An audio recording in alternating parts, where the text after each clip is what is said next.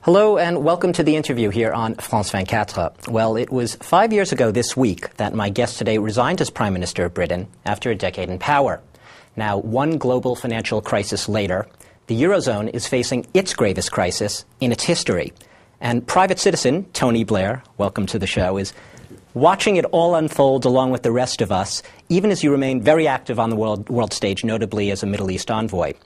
But we're here, I'd like to talk about the Eurozone, because that's where we're at today, really, and that's what everyone seems to be focusing on. When you came to power in 1997, a lot of people said they thought perhaps you were going to bring Britain into the Euro. Ultimately, you decided not to do it.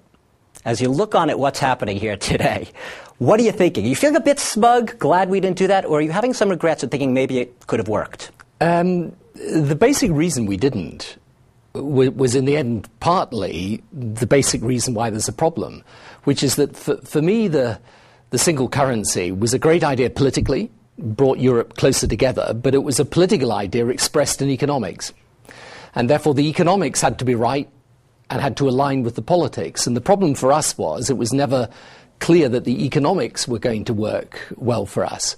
And so really what's happened, I think, is that with the single currency crisis, what's happening is that people are having to adjust the politics and the economics at a point of crisis, which is always tough to do. So, no, it was the right decision for us to stay out.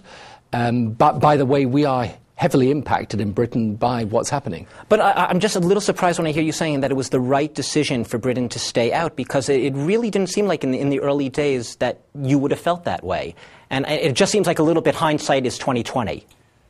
Well, we didn't, is a fact. But it was really to do with the economics. I mean, we set out a set of economic tests that had to be passed, and they weren't. Now, we didn't foresee what was going to happen with the financial crisis, but in a way the problem always has been with the euro, that if it's to work, there's got to be a sufficient amount of economic convergence within the eurozone.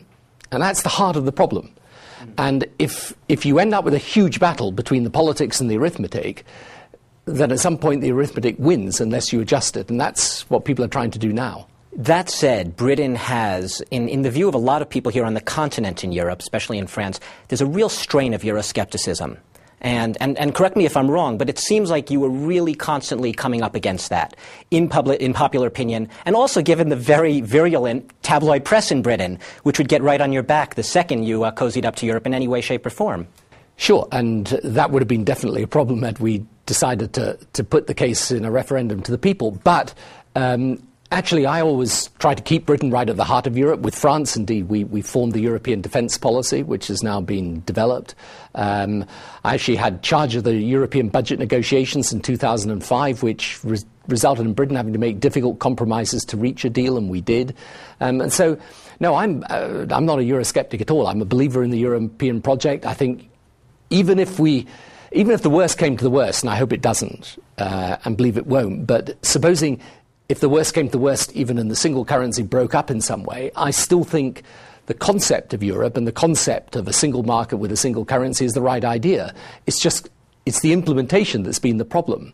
And the implementation's been a problem because when you have countries, for example, like Italy, join the single currency, they get a huge drop in their interest rates because they're now in a essentially a German currency zone. Unless they then adjust their economy structurally to come into line with that, then at some point you end up with a problem. So you clearly are in favor of structural reforms, deep structural reforms. You see the need for that. You've said that in the past. In the end, though, with Germany very much for fiscal budgetary discipline. You've hinted or suggested recently that Germany ultimately is going to have to be foursquare behind the euro. Essentially what you're saying is ultimately Germany is going to have to pay up and save the euro. Yes, ultimately that is what is going to have to happen, but you can't expect the Germans to do that unless they see the rest of Europe coming into a more disciplined framework, which means that the Germans aren't betting their economy on a bad bet.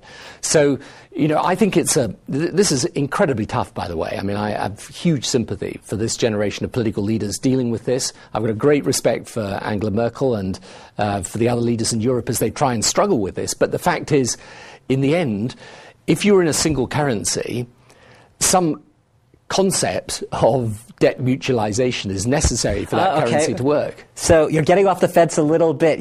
Hollande is really for the mutualization of debts, the pooling of debts in Europe. This is an idea that Merkel has resisted. Are you slightly closer to President Hollande's approach right now to this crisis? I'm and always have been for the fact that if you want a single currency to work, at the heart of a single currency, look, the United Kingdom is a single currency zone. The United States is a single currency zone. There's no speculation against the currency on the basis it might break up, because people know that the federal government's behind it. It stands. You stand behind the single currency. We don't have that will here in Europe.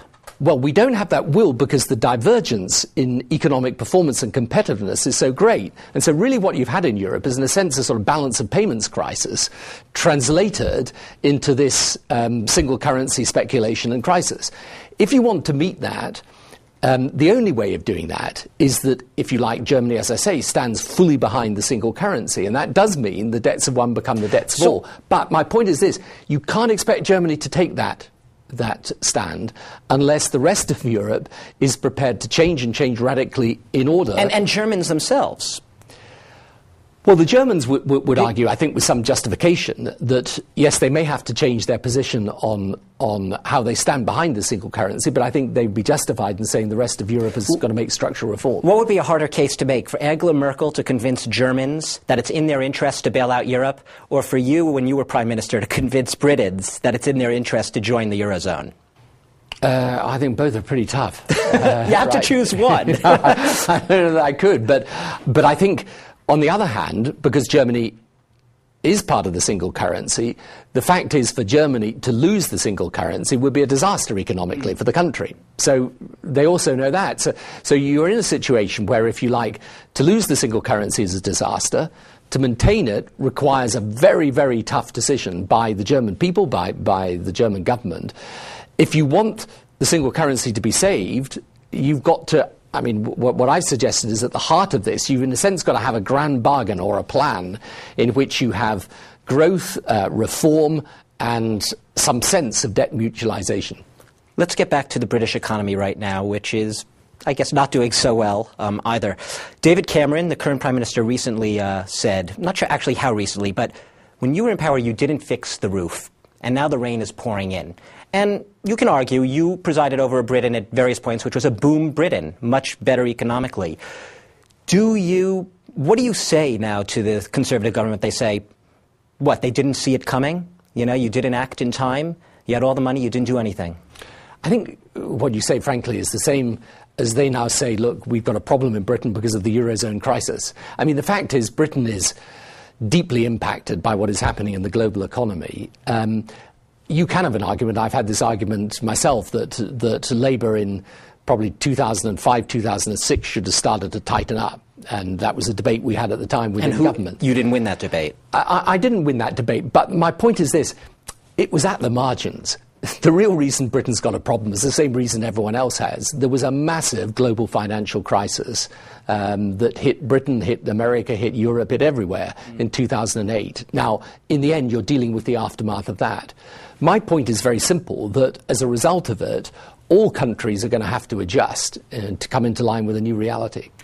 Do you think Britain can indefinitely stay out of the euro? Is there some point at which it will just make sense, even for the very fiercely protective city of London, which really wants to guard its own interests, it seems? Well, look, there's nobody in Britain who's going to suggest joining the single currency at the moment. So you're talking about the future a long way off.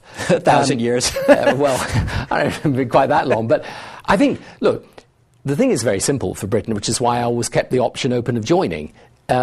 The politics of joining are pretty clear, but the economics have got to be right. If the economics change in time to come, then... Isn't that a self-defeating argument, though? Because how is it going to work unless you sort of take that leap of faith, some people might say? You have to join, you have to be in it, and make it work together. You can't wait for it to try to work. Well, no, I've got a feeling that the leap of faith concept is what has got us into this problem. The problem, as I always used to say to people about the single currency, is that as it says on the tin, it's an economic and monetary union. Right. And therefore, if the economics aren't right, you've got a problem. And the politics you can't by an act of faith politically overcome the economics. That's the problem, and that's the heart of the difficulty we now have. So I think for Britain, actually for all the countries in Europe, unless the economics work, it's both hard to justify and hard to sustain publicly the notion that it survives. Now, we have the single currency.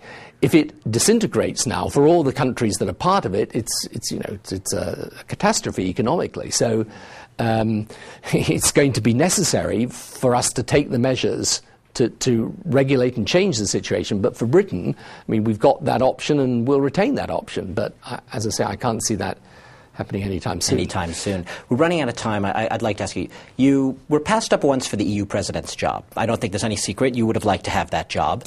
They went with a relatively unknown Dutch man instead. Would you like to have it? Belgian man, excuse me. Yes. I stand corrected. In the future, would you still like to have that job? Look, I mean, I doubt it's ever going to be offered, but I said at the time I would have taken it had it been offered, and as I say, I'm a believer in Europe, but I think for Europe to succeed today, it's got to understand it's going to have to make major political changes. Now, there's going to be a huge political reconstruction of Europe, and the questions of how, if you're going to integrate things like, fiscal policy, you're going to have a banking union and so on, you're going to need to bridge the deficit in democratic accountability, for sure. One quick thing, you're going to be meeting with President François Hollande later today, French president. One sentence, what's the advice if Eurozone comes up, which I suspect it will? Well, I'm not going to presume to give him advice because I know how tough it is to take the decisions right now. He says, Tony Blair, what should I do? I think the single most important thing is to realize that we are in a situation now where it requires big decisions. You've got to create a new reality around the euro. You can't just manage the existing reality. And I think actually what the European Council did yesterday was important. I think that it does give people an increased sense of confidence that the European leaders are going to do what is necessary. But, we're late on this, and we need to... We need to speed up. We're unfortunately going to have to leave it there. Tony Blair, former British Prime Minister, thank you very much for your time today. Moving on to meet with the French President. Thank you. Thanks to all of you for watching the interview here on France 24.